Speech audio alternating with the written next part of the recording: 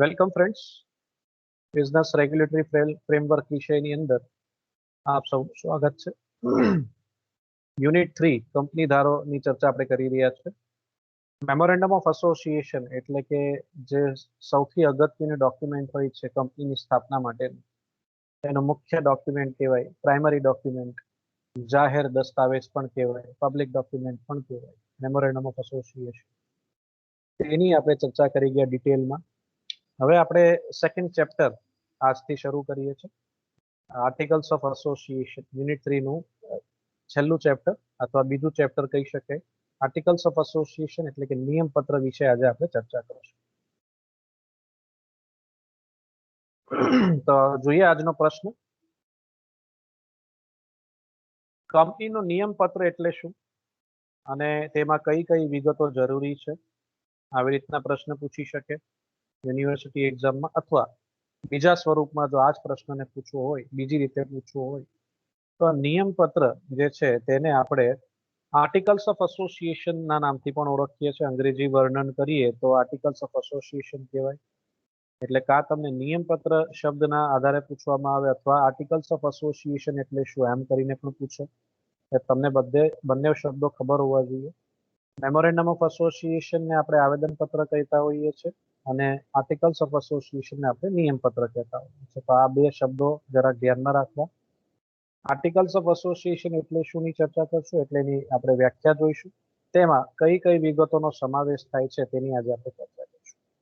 મિત્રો, જેમ આવેદન પત્ર એટલે કે મેમોરેન્ડમ ઓફ એસોસિએશન આપણે સમજી ગયા, કલમ 2 પેટા કલમ 56 મુજબ એની વ્યાખ્યા જોઈ ગયા, પ્લસ તેની અંદરની સમાવિષ્ટ બાબતો એટલે કે તેમાં કઈ વિગતો હોય છે, તેમાં આવેદન પત્રની અંદર કઈ વિગતો હોય છે, તો સાહેબ એમાં કલમો હોય છે. 6 કલમોની ચર્ચા કરી ગઈ. એવી જ રીતે નિયમ પત્ર એ શું છે અને તેની અંદર કઈ બાબતોનો ઉલ્લેખ કરવામાં આવે છે, એમાં આવે છે શું, એમાં શું લખવામાં આવે છે, કઈ બાબતો કંપનીની એની સાથે સંકળાયેલી હોય છે, એની આજે આપણે ચર્ચા કરીશું. હવે પ્રસ્તાવના પર. આર્ટિકલ્સ ઓફ એસોસિએશન એટલે કે નિયમ પત્ર કંપનીના આંતરિક સંચાલનના નિયમોનો સમૂહ. શેર બહાર પાડવાને લગતા નિયમો, શેર પરના કોલની રકમ મંગાવવાના નિયમો, જુદા જુદા પ્રકારના શેર હોલ્ડરોના હકો, સંચાલક વર્ગના હકો અને ફરજો, સભાને લગતા નિયમો વગેરે તેમાં આપવામાં આવે છે. તમે જોઈ શકો છો આર્ટિકલ્સ ઓફ એસોસિએશનની અંદર કઈ બાબતોનો સમાવેશ થાય છે સાહેબ? નિયમોની હારમાળા છે એની અંદર. એટલે આર્ટિકલ્સ ઓફ એસોસિએશનની અંદર, નિયમ પત્રની અંદર નિયમો ઘડવામાં આવે છે. તેની અંદર નિયમોનો ઉલ્લેખ હોય છે, નિયમોની સૂચિ હોય છે, સમૂહ હોય છે. એ નિયમો શા માટે ઘડવામાં આવે છે? કંપનીની અંદર નિયમોની શી જરૂર? તો સાહેબ આંતરિક સંચાલનના માટે આ નિયમોની જરૂર પડે છે. કંપનીનું સંચાલન સરળ બને, સુગમ બને, એના માટે આ નિયમો ઘડવામાં આવે છે. અને આ કઈ બાબતો સાથે સંકળાયેલા નિયમો છે? તો આપણે હમણાં જોઈ ગયા ઉદાહરણો કે શેર બહાર પાડવાને લગતા નિયમો હોઈ શકે છે, શેર પરના કોલની રકમ મંગાવવાના નિયમો હોઈ શકે છે, જુદા જુદા પ્રકારના શેર હોલ્ડરોના હકોની વાતો હોઈ શકે છે, સંચાલક વર્ગના હકો અને ફરજોની વાત હોઈ શકે છે, સભાને લગતા નિયમો હોઈ શકે છે. એટલે જુદી જુદી બાબતને લગતા નિયમોની સૂચિ એ આર્ટિકલ્સ ઓફ એસોસિએશનની અંદર ઘડવામાં આવે છે, એની જોગવાઈઓ કરવામાં આવે છે. આવેદન પત્ર કંપનીની સ્થાપનાની પાયાની શરતો જણાવે છે. આવેદન પત્રનું કામ શું છે? આવેદન પત્ર એ કંપનીની સ્થાપનાની પાયાની શરતો જણાવે છે. એ આપણે જોઈ ગયા કઈ કઈ બાબતો જણાવવામાં આવે છે. નામની કલમ, રજિસ્ટર ઓફિસની કલમ, ધ્યેયની કલમ, મંડળીની કલમ, આપણે જોઈ ગયા જવાબદારીની કલમ, મૂડીની કલમ. હવે આ 6 કલમમાંથી સૌથી અગત્યની કઈ? તો સાહેબ ધ્યેયની કલમ અગત્યની. કેમ ધ્યેયની કલમ અગત્યની? તો આપણે જોઈ ગયા કે જે ધ્યેય નક્કી કર્યું હોય તે જ સિદ્ધ કરવા માટે કંપનીએ આગળ વધવું જોઈએ, કાર્ય કરવું જોઈએ. જે ધ્યેય રાખવામાં આવ્યું હોય તે ધ્યેય સિદ્ધ કરવાની કાર્યવાહી કરવી જોઈએ, કામ કરવું જોઈએ કંપનીએ. જે ધ્યેય રાખવામાં આવ્યો હોય તે ધ્યેય સિવાય જો બીજું કાર્ય કરવામાં આવે તો આપણે જોઈ ગયા સિદ્ધાંત, સત્તાની ઉપરવટનો સિદ્ધાંત આપણે જોઈ ગયા. એવો કૃત્ય સત્તાની ઉપરવટ ગણવામાં આવે છે ને એવું કૃત્ય માન્ય ગણી શકાય નહીં. બધા શેર હોલ્ડર મળીને એને મંજૂરી પણ આપી શકે ને એવી બધી ચર્ચા આપણે કરી ગયા છે. એટલે આવેદનપત્રની અંદર શું હોય છે સાહેબ, આવેદનપત્રની અંદર કંપનીની જે સ્થાપના કરવાની હોય છે તે પાયો બેસાડવામાં આવે છે. એટલે એની અંદર પાયાની શરતો હોય છે. એટલે એની અંદર 6 કલમોની ડિટેલમાં જાણ કરવામાં આવે છે એના આધારે. એમાંથી સૌથી અગત્યની કલમ કઈ, તો કે ધ્યેયની કલમ. તો નિયમપત્ર શું છે તે આપણે જોઈ ગયા હમણાં. તે નિયમપત્ર એ ધ્યેયને સિદ્ધ કરવા કયા સાધનો અપનાવવામાં આવશે તે જણાવે છે. એટલે કયા સાધનો થકી આપણે ધ્યેય સિદ્ધ કરી શકીએ તે નિયમપત્ર થકી શક્ય બને છે. આવેદનપત્રથી બાહ્ય જગત સાથેનો કંપનીનો સંબંધ નિયંત્રિત થાય છે. આવેદનપત્ર કોની સાથે સંકળાયેલું છે તો કે છે બાહ્ય જગત સાથે સંકળાયેલું છે. એ આવેદનપત્રની અંદર જે પણ માહિતી છે તે બાહ્ય જગતને સ્પર્શે છે એમ કહેવાય, એમના કામની છે. જ્યારે નિયમપત્ર શું છે તે નિયમપત્ર દ્વારા કંપની અને તેના સભ્યો વચ્ચેના આંતરિક સંબંધો નિયંત્રિત થાય છે. એટલે આવેદનપત્ર કોના માટે વધારે અગત્યનું સાહેબ? બાહ્ય જગતની વ્યક્તિઓ માટે વધારે અગત્યનું. જેમ કે લેણદારો હોય, નાણાકીય સંસ્થાઓ હોય, સરકાર હોય, તેમના માટે વધારે અગત્યનું. એને જોઈને કદાચ એવું બને કે કંપની સાથે બહારની વ્યક્તિઓ, બાહ્ય જગતની વ્યક્તિઓ વ્યવહાર કરે આવેદનપત્રના આધારે. આવેદનપત્ર વાંચ્યું હોય ને પછી નક્કી કરે કે આ કંપનીના સાથે વ્યવહાર કરવો છે. લેણદાર વિચારે, નાણાકીય સંસ્થા વિચારે લોન આપવી છે, એક ઇન્વેસ્ટર એટલે કે રોકાણકાર એમ વિચારે કે આ કંપનીમાં પૈસા લગાવવા છે. એ આવેદનપત્ર થકી એને વાંચીને, જોઈને, સમજીને એ બાહ્ય જગતની વ્યક્તિ વિચારશે કે આ કંપની સાથે વ્યવહાર કરાય કે ના કરાય.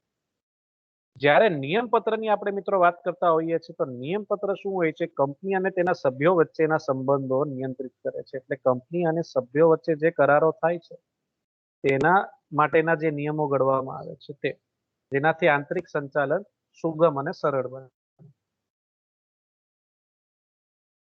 પ્રસ્તાવના પછી હવે આપણે વ્યાખ્યા પર આવીએ છીએ કે નિયમપત્રની વ્યાખ્યા સમજાવો અથવા જણાવો. તો હવે આપણે નિયમપત્રની વ્યાખ્યા સમજીએ. આ સેમ ટુ સેમ ડેટ્ટો વ્યાખ્યા છે, કલમ જ બદલવાની છે. ત્યાં 256 છે એટલે કલમ 2 અને પેટા કલમ 56. અહીંયા કલમ 2 પેટા કલમ 5. ત્યાં એટલે ક્યાં?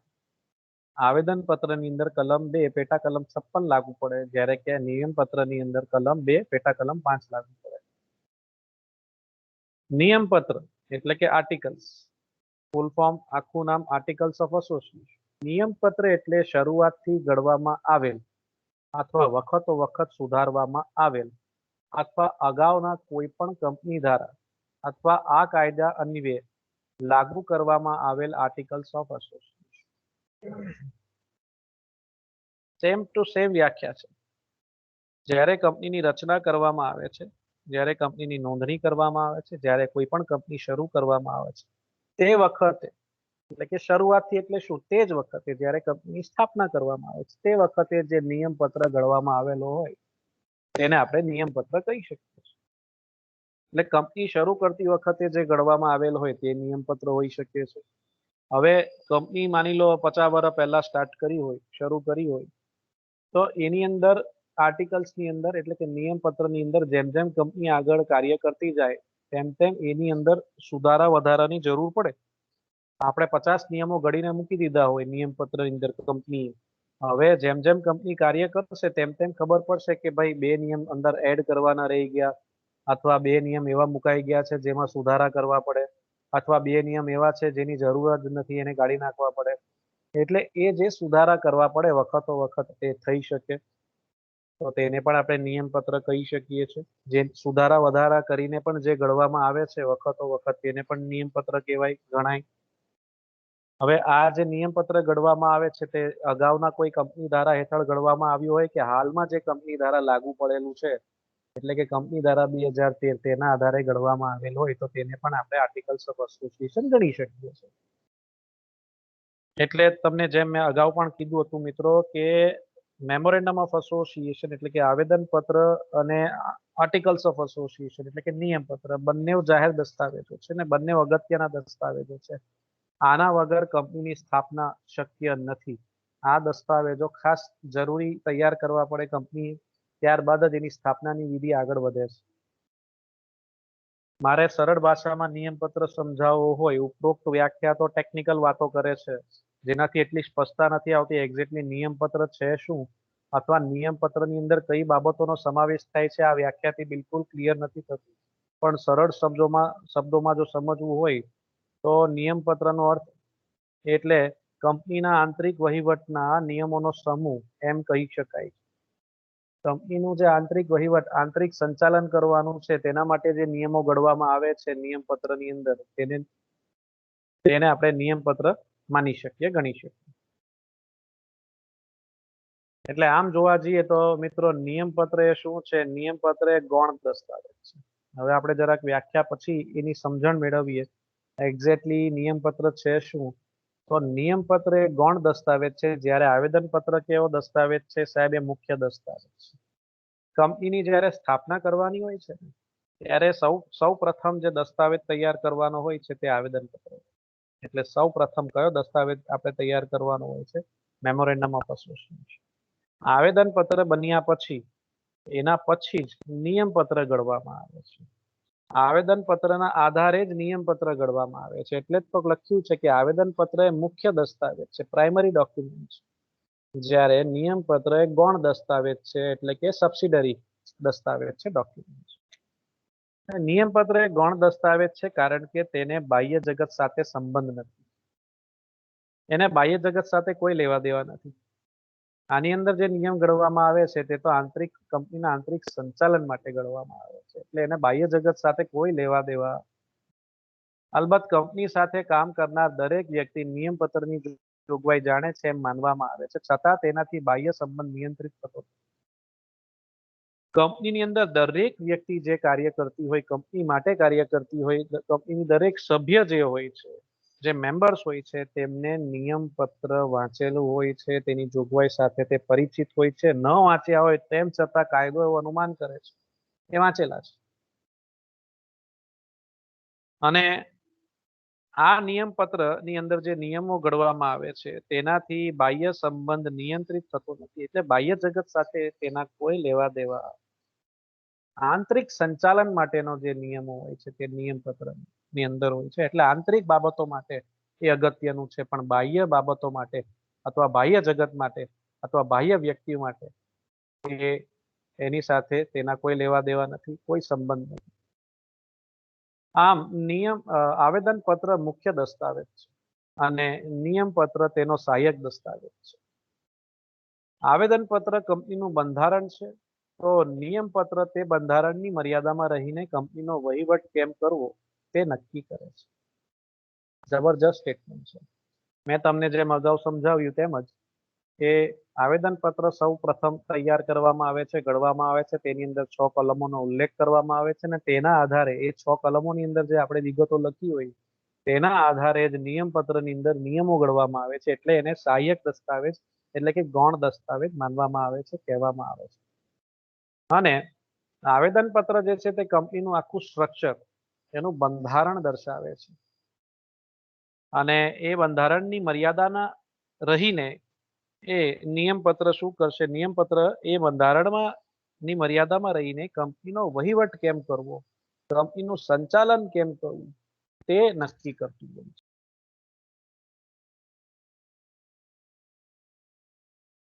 નિયમપત્રમાં કરેલી જોગવાઈ 2 પ્રકારના નિયંત્રણોને આધીન હોય છે. નિયમપત્રની અંદર પાછા 2 પ્રકારના નિયંત્રણોની પણ વાત કરવામાં આવી છે, તે જોઈએ હવે આપણે. કંપનીને આવેદનપત્રમાં જે સત્તા છે તેથી આગળ જઈ શકે નહીં, એટલે કે આવેદનપત્રની જોગવાઈઓની મર્યાદામાં જ નિયમપત્રની જોગવાઈ થઈ શકે છે. આપણે અગાઉ ચર્ચા કરી ગયા કે સત્તાની ઉપરવટ કાર્ય કંપની કરી શકે નહીં. તે સત્તાની ઉપરવટનો જે સિદ્ધાંત છે તે કયા દસ્તાવેજ સાથે સંકળાયેલો છે સાહેબ? તે સંકળાયેલો છે આવેદનપત્ર સાથે. આવેદનપત્રની અંદર જે ધ્યેય નક્કી કરવામાં આવેલો હોય તે ધ્યેય વિરુદ્ધ કોઈ કાર્ય થવું જોઈએ નહીં. બીજા કોઈ ધ્યેય સિદ્ધ કરવા કંપની આગળ વધી શકે, એટલે કંપનીને જે સત્તા મળી છે તે સત્તાની ઉપરવટ જઈને કોઈ કાર્ય કરી શકાય નહીં. એટલે નિયમપત્રની જે જોગવાઈઓની મર્યાદામાં જ નિયમપત્રની જોગવાઈઓ થઈ શકે છે. એટલે મેં કીધું તેમ અગાઉ કે સૌપ્રથમ આવેદનપત્ર તૈયાર કરવામાં આવે, એની અંદર જે જોગવાઈઓ મૂકવામાં આવી છે તે જોગવાઈઓના આધારે, તે મુદ્દાઓના આધારે, તે મેટરોના આધારે જ નિયમપત્રની જોગવાઈઓ તૈયાર થશે.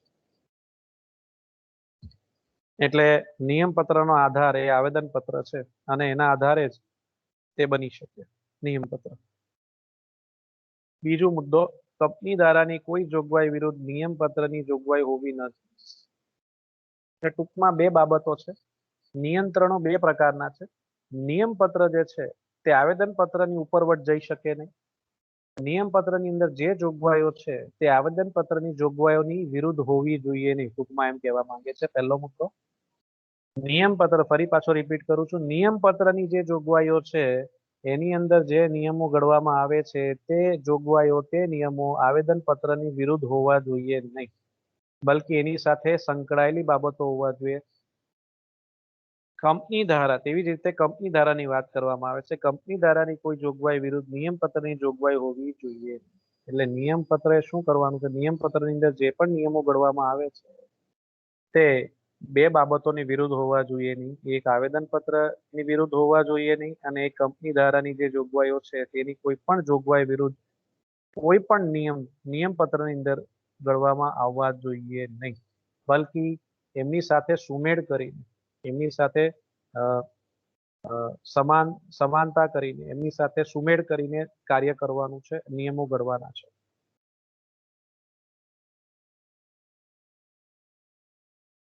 નિયમપત્રનું મહત્વ સમજીએ. ઇમ્પોર્ટન્સ શું છે, નિયમપત્ર શા માટે બનાવવું, એની મહત્વતા શું છે. નિયમપત્ર ન બનાવે તો ન ચાલે, બિલકુલ ન ચાલે. નિયમપત્ર બનાવવું જોઈએ, કંપનીનું નિયમપત્ર હોવું જોઈએ. નિયમપત્ર જો નથી બનાવતા તો તૈયાર પણ અવેલેબલ હોય છે. કંપનીના પ્રકારોના આધારે નિયમપત્રો તૈયાર પણ હોય છે. કંપની ધારાની અંદર શેડ્યુલ 1 ની અંદર વિવિધ પ્રકારના આર્ટિકલ્સ ઓફ એસોસિએશન આપેલા છે. ટેબલ F,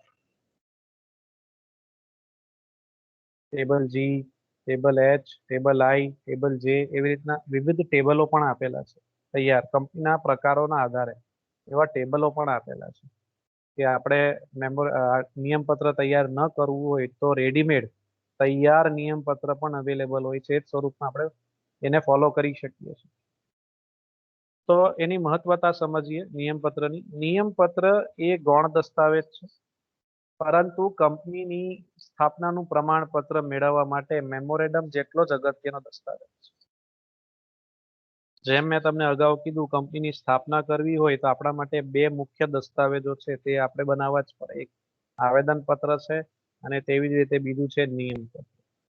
એટલે નિયમપત્ર પણ એમ ભલે ગૌણ દસ્તાવેજ છે, બીજા નંબર પર આવે, આવેદનપત્ર પછી એની મહત્વતા છે, પણ એ એટલો જ જરૂરી છે જેટલો મેમોરેન્ડમ છે. કંપનીની સ્થાપના કરવા માટે કંપનીનું લાયસન્સ, કંપની પોતે લાયસન્સ મેળવે, સર્ટિફિકેટ ઓફ ઇન્કોર્પોરેશન એટલે કે સ્થાપનાનું પ્રમાણપત્ર, કંપની શરૂ કરવાનું પ્રમાણપત્ર જે મેળવવાનું હોય છે એના માટે આ એક અગત્યનો દસ્તાવેજ ખરો.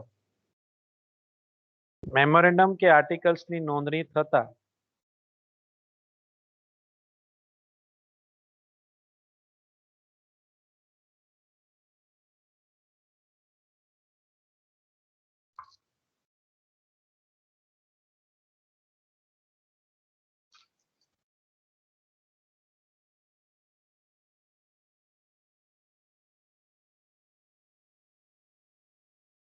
મેમોરેન્ડમ કે આર્ટિકલ્સની નોંધણી થતા એ જાહેર દસ્તાવેજ બની જાય છે અને તેથી કંપની સાથે હિત ધરાવનાર તેમજ સંબંધ ધરાવનાર દરેક વ્યક્તિ આ બંને દસ્તાવેજોથી પરિચિત છે એમ માની લેવામાં આવે છે.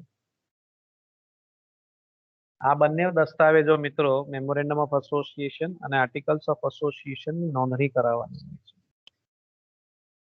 એ જેવી રીતના તેમની નોંધણી થાય એટલે કંપનીની સ્થાપનાની જે વિધિ આપણે કરાવવાની હોય છે તેની અંદર આ દસ્તાવેજો પણ નોંધાઈ જાય છે. એટલે કે રજિસ્ટ્રાર ઓફ કંપની આ બંને દસ્તાવેજોને માન્ય રાખે છે, માન્ય ગણે છે. જ્યારે સ્થાપના કરવાની હોય, કંપની શરૂ કરવાની હોય ત્યારે આ બે દસ્તાવેજો તૈયાર કરીને રજિસ્ટ્રાર ઓફ કંપનીને જમા કરાવવાના હોય છે.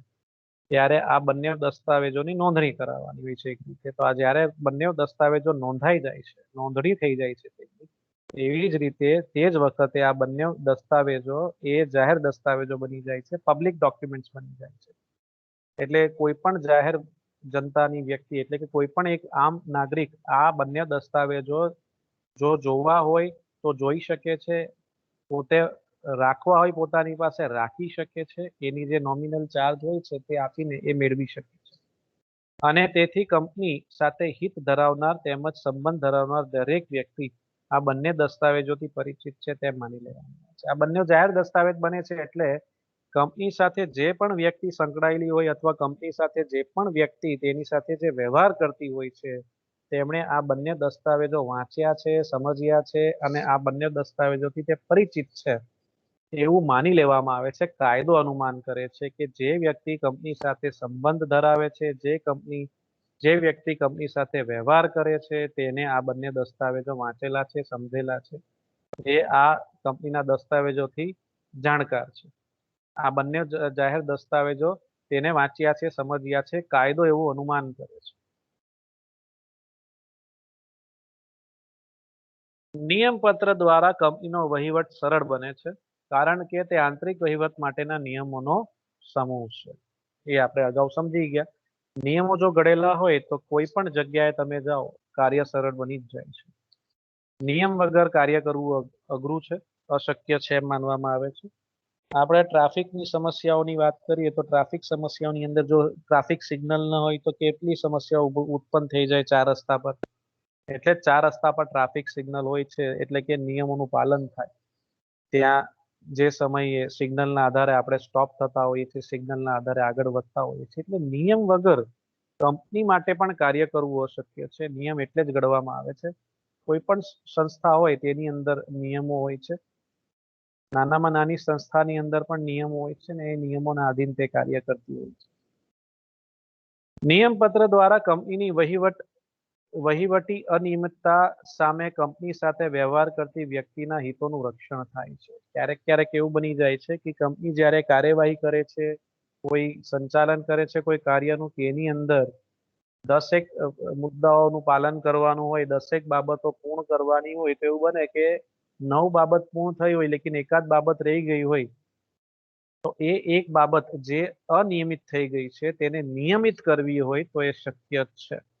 એટલે 10 કાર્ય કરવાના હતા એમાંથી 9 કાર્ય થયા, એક કાર્ય કરવાનું રહી ગયું, એ નિયમિતતા થઈ ગઈ એક રીતે. એવું ભાગ્યે જ બને કંપનીથી.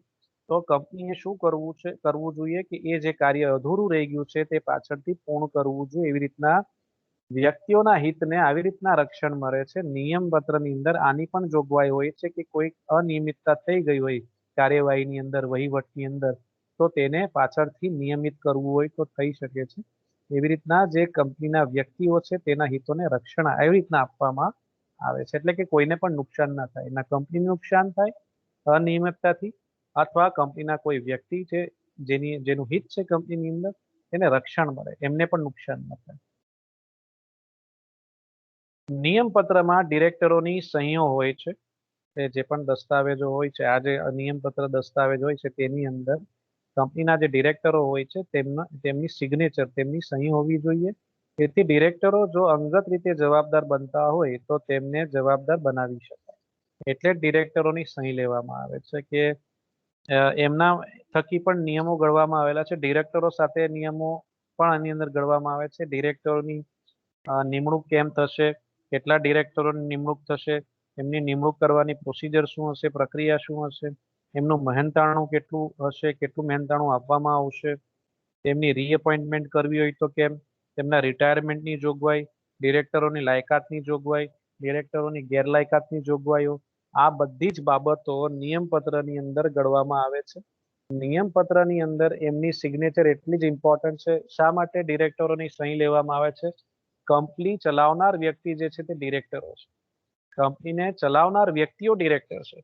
તો ડિરેક્ટરોની સહી એટલે જ ઇમ્પોર્ટન્ટ છે કે ફ્યુચરમાં, ભવિષ્યમાં કંપનીના જે વ્યવહારો કરવામાં આવે છે, કંપનીના જે કાર્યો કરવામાં આવે છે, તે કાર્યો કરતા વખતે ડિરેક્ટરોએ કોઈ એવું કાર્ય કર્યું હોય જેને ન કરવું જોઈએ. એટલે માની લો કે રોકાણકારોએ પૈસા રોક્યા હોય કંપનીની અંદર અને જે હેતુ માટે પૈસાનો ઉપયોગ થવો જોઈએ, ભંડોળનો ઉપયોગ થવો જોઈએ, તેની જગ્યાએ કોઈ બીજી જગ્યાએનો પૈસાનો ઉપયોગ થતો, એટલે માની લો કે ડિરેક્ટર એ ફંડનો ઉપયોગ પોતાની અંગત જરૂરિયાત માટે ઉપયોગ કરતો હોય, તો તે સંજોગોમાં ડિરેક્ટર અંગત રીતે જવાબદાર બની જાય છે, પર્સનલ લાયબલ બની જાય છે, પર્સનલ. એટલે ફંડ્સનો મિસયુઝ થાય, દુરુપયોગ કરવામાં આવે, સત્તાની ઉપરવટ જઈને જો ડિરેક્ટરે કોઈ કાર્ય કર્યું હોય જે કરવાની ને સત્તા જ ન હોય, માની લો કે એને લોન આપવાની સત્તા ના હોય કોઈને, અને ડિરેક્ટર કોઈ બીજી બહારની વ્યક્તિને, થર્ડ પાર્ટીને લોન આપીને બેસી ગયા હોય, તો ચાલશે નહીં. અને જો એ લોનની રિકવરી ન થઈ, લોન આપવાની સત્તા જ નથી, લોન અપાય જ નહીં પહેલી વાત. જો કોઈ વ્યક્તિને લોન આપી દીધી હોય તો એ લોનની રકમ પાછળથી મેળવવાની જવાબદારી, પૂરેપૂરી જવાબદારી ડિરેક્ટરોની જ રહેશે. અને જો એ પૈસા ન આવે તો તે સંજોગોમાં ડિરેક્ટરો અંગત રીતે જવાબદાર બને છે, જો એની વસૂલાત ન થઈ શકે એવી પરિસ્થિતિ હોય તો. નિયમપત્ર સત્તા, જવાબદારી, પ્રોક્સી, સભા, એજન્ડા, નિયમો વગેરે બાબતોની સ્પષ્ટતા કરે છે. એટલે નિયમપત્રની અંદર બેઝિકલી જે નિયમો ઘડવામાં આવે છે તેની અંદર આ જ બધી બાબતોનો સમાવેશ હોય છે કે ડિરેક્ટરોની જવાબદારીઓ શું, સભ્યોની જવાબદારીઓ શું, ડિરેક્ટરોની સત્તા શું, સભ્યોની સત્તા શું, કોઈ ઇલેક્શન આવે તો ઇલેક્શનની બાબતો હોઈ શકે છે. પછી સભાની અંદર કોઈ વ્યક્તિ ન પહોંચી શકતું હોય, તકલીફ હોય, ફ્રેક્ચર વગેરે થયો હોય, કાં બીમાર પડી ગયા હોય, તો એની જગ્યાએ કોઈ બીજી વ્યક્તિ જઈ શકે, શું એવું પ્રાવધાન કર્યો છે, તો એને પ્રોક્સી કહેવાય. એટલે એક વ્યક્તિની જગ્યાએ બીજી વ્યક્તિ એ જો સભામાં હાજરી આપવી હોય તો શું એ શક્ય છે? તો જો નિયમ ઘડ્યો હોય પ્રોક્સીનો, તો એ પ્રોક્સીનો પણ લાભ મળે. સભાને લગતા નિયમો હોઈ શકે છે, કંપનીનો એજન્ડા અગાઉથી જણાવો કે કેમ, તે મીટિંગમાં શેની ચર્ચા થશે એને એજન્ડા કહેવાય, પ્રોપોગેન્ડા કહેવાય. કે આજે મીટિંગ બોલાવવામાં આવી હોય તો એ મીટિંગની અંદર કઈ બાબતોની ચર્ચા થવાની છે તે એજન્ડા પહેલાથી નક્કી હોવો જોઈએ, તેને લગતા નિયમો હશે. તો આ બધી બાબતોનો સમાવેશ નિયમપત્રની અંદર થતો હોય છે. હવે જેમ મિત્રો આપણે જોઈ ગયા હતા કે આવેદનપત્ર જે છે તે કયા સ્વરૂપમાં હોવું જોઈએ, તો જે સ્વરૂપમાં આવેદનપત્ર હોય છે તે જ સ્વરૂપમાં નિયમપત્ર હોય છે. સ્વરૂપ એટલે તે છાપેલો હોવો જોઈએ, પ્રિન્ટેડ ફોર્મમાં હોવો જોઈએ. હસ્તલેખિત આવેદનપત્ર કે નિયમપત્ર ચાલે નહીં, એ બંનેમાં કોમન વસ્તુ છે. તે ફકરામાં વહેંચાયેલું હોવો જોઈએ અને તેના અનુક્રમ નંબર આપેલા હોવા જોઈએ. નંબરિંગ કરેલું હોવું જોઈએ, 1 2 3 4 અથવા અ, બ, ક, ડ એવી રીતના નંબરિંગ કરેલું હોવું જોઈએ, અને પેરેગ્રાફ સ્ટાઇલમાં હોવું જોઈએ, છાપેલું હોવું જોઈએ, પ્લસ ફકરામાં વહેંચાયેલું હોવું જોઈએ ને નંબરિંગ કરેલું હોવું જોઈએ. સાથે સાથે તેના પર આવેદનપત્રમાં સહી કરનાર દરેક વ્યક્તિ ઓછામાં ઓછા એક સાક્ષીની રૂબરૂમાં સહી કરી હોવી જોઈએ. સહી કરનારના અહીંયા આવેદનપત્રની જગ્યાએ તેના પર નિયમપત્રમાં સહી કરનાર દરેક વ્યક્તિ ઓછામાં ઓછા એક સાક્ષીની રૂબરૂમાં સહી કરેલી હોવી જોઈએ. સહી કરનારના અને સાક્ષીના નામ, સરનામા અને ધંધાની માહિતી પણ તેમાં હોવી જોઈએ. તો જેમ નિયમપત્રની અંદર આવેદનપત્રની અંદર 3 બાબતો હતી, સેમ ટુ સેમ 3 બાબતો નિયમપત્રની અંદર છે. છાપેલું હોવું જોઈએ, ફકરામાં વહેંચાયેલું હોવું જોઈએ, અનુક્રમ નંબર આપેલા હોવા જોઈએ.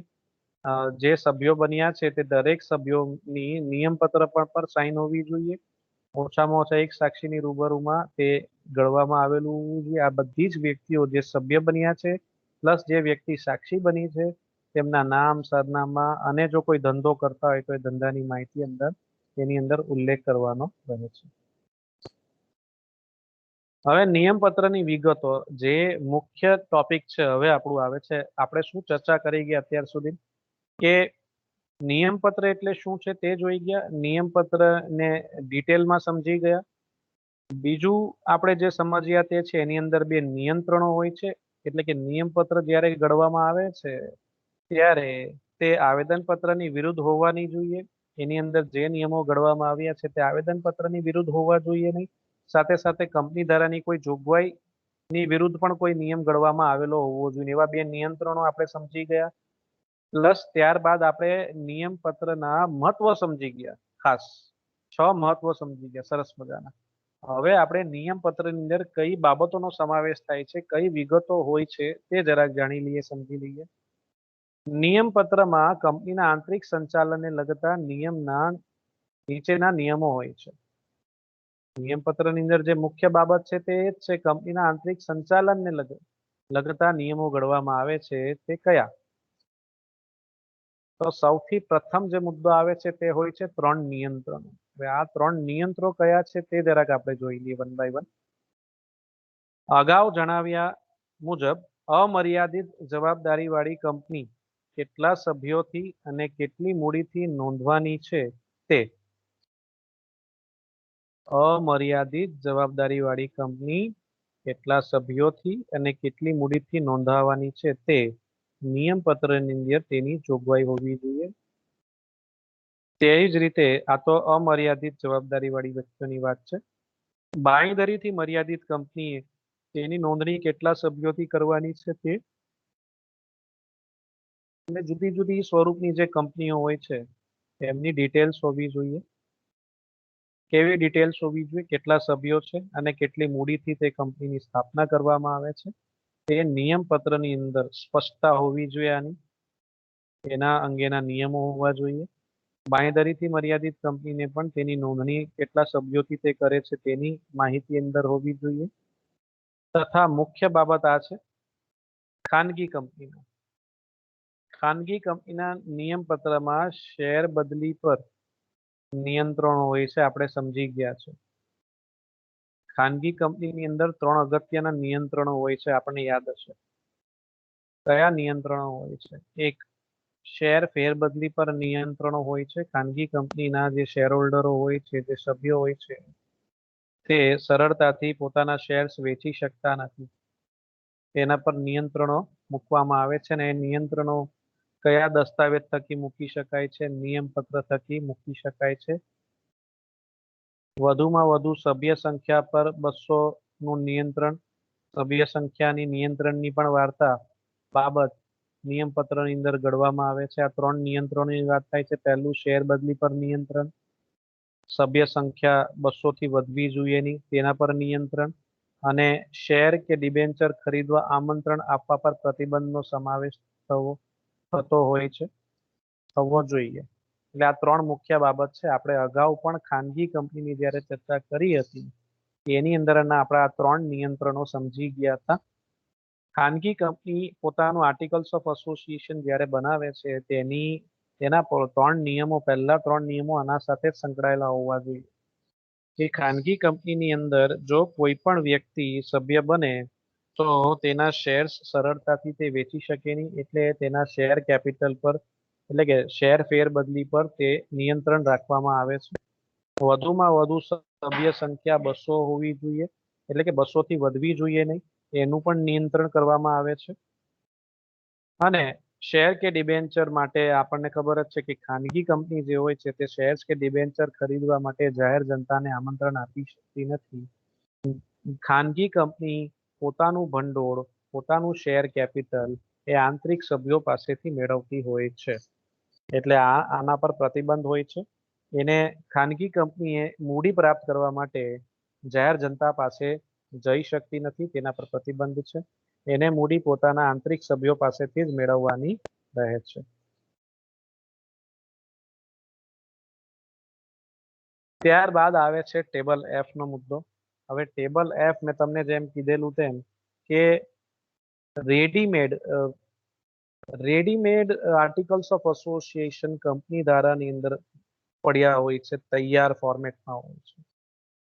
કંપનીના સ્વરૂપના આધારે કયું ટેબલ આપણે યુઝ કરવું જોઈએ, કયા ટેબલ થકી નિયમ પત્રના અંદર જે નિયમ હોય છે તે ફોલો કરવા જોઈએ, તેનો અમલ કરવો જોઈએ, એ કંપનીના સ્વરૂપ પર આધાર રાખે છે.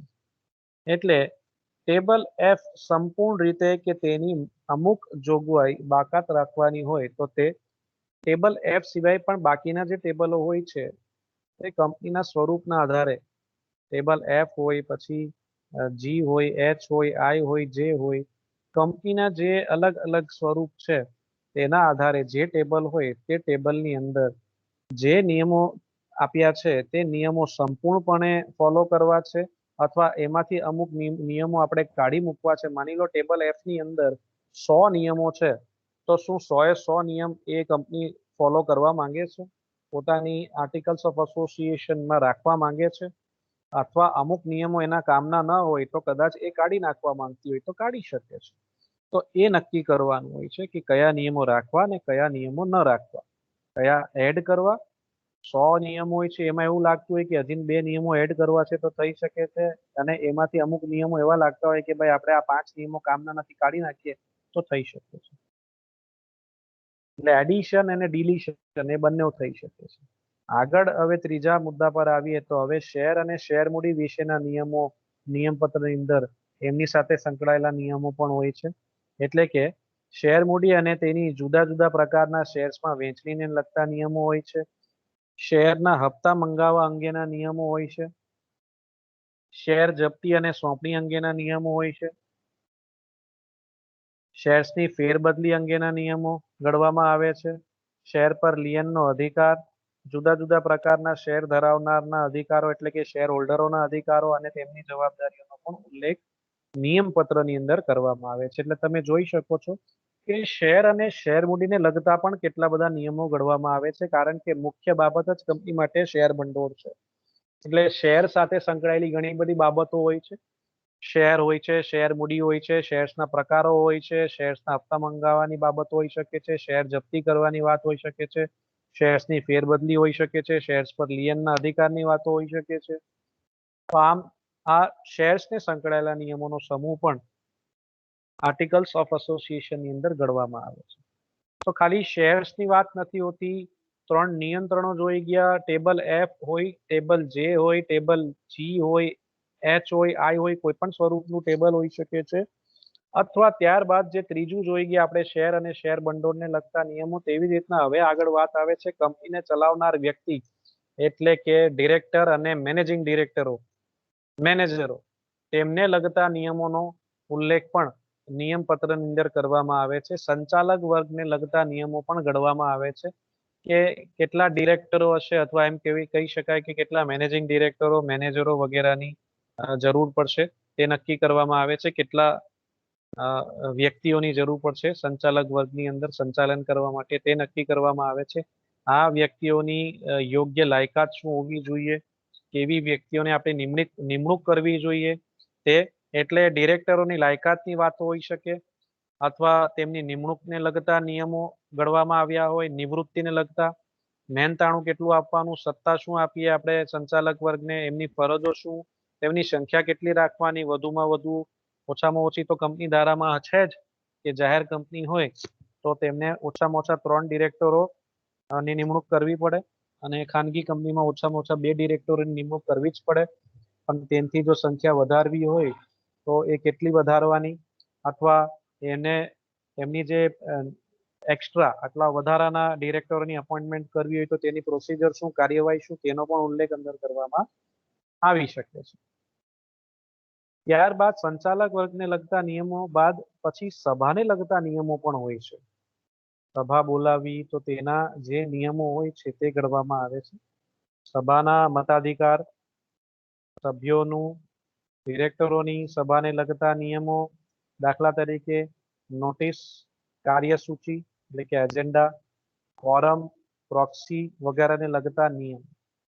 એટલે સભા બોલાવવાની હોય, સભાનું જે સંચાલન કરનાર વ્યક્તિ હોય એટલે કોરમની જે વ્યક્તિ હોય તે કેટલી હશે, ઓછામાં ઓછી કેટલી હશે, વધુમાં વધુ કેટલી હશે, પ્રોક્સી અંગેની બાબતો, કાર્યસૂચિ અંગેની બાબતો, કે જે મીટિંગ બોલાવવામાં આવી છે તેની અંદર કઈ બાબતોની ચર્ચા થશે, શી ચર્ચા થશે, સભ્યો સાથે સંકળાયેલી બાબતો.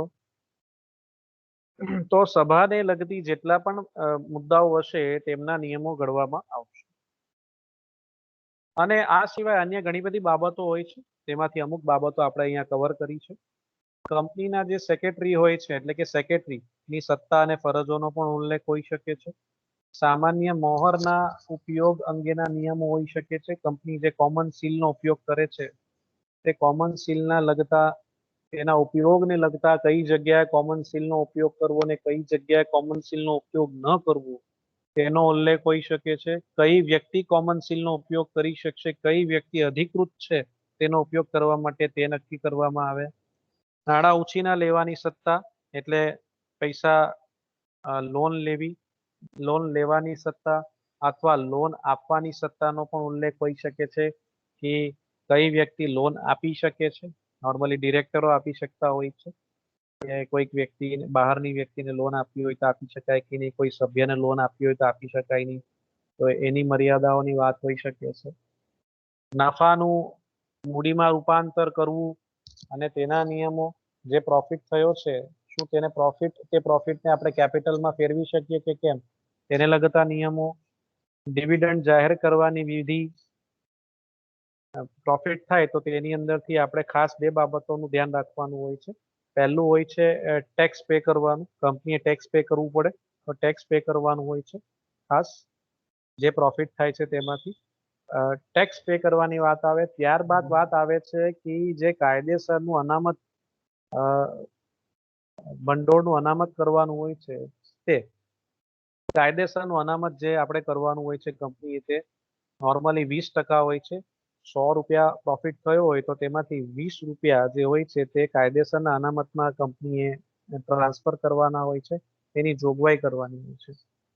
તો ડિવિડન્ડ જાહેર કરતા પહેલા ટેક્સ પે કરવાની વાત હોવી જોઈએ અને સાથે સાથે જે કાયદેસરનો અનામત હોય છે તેની જોગવાઈ કરવી જોઈએ. ત્યારબાદ ડિવિડન્ડ ડિક્લેર કરવું જોઈએ અને ડિવિડન્ડ ડિક્લેર કરવાના સાથે ડિવિડન્ડ જાહેર કરવાના જે નિયમો છે તે ઘડવામાં આવે છે અને ડિવિડન્ડ કેવી રીતના આપવાનું છે, ડિવિડન્ડના શેર, ડિવિડન્ડ સર્ટિફિકેટ આપવાનું છે, ડિવિડન્ડ વોરંટ આપવાનું છે કે ખાતામાં જમા કરવાનું છે, એ બધી જ બાબતોનો ઉલ્લેખ આની અંદર હોવો જોઈએ.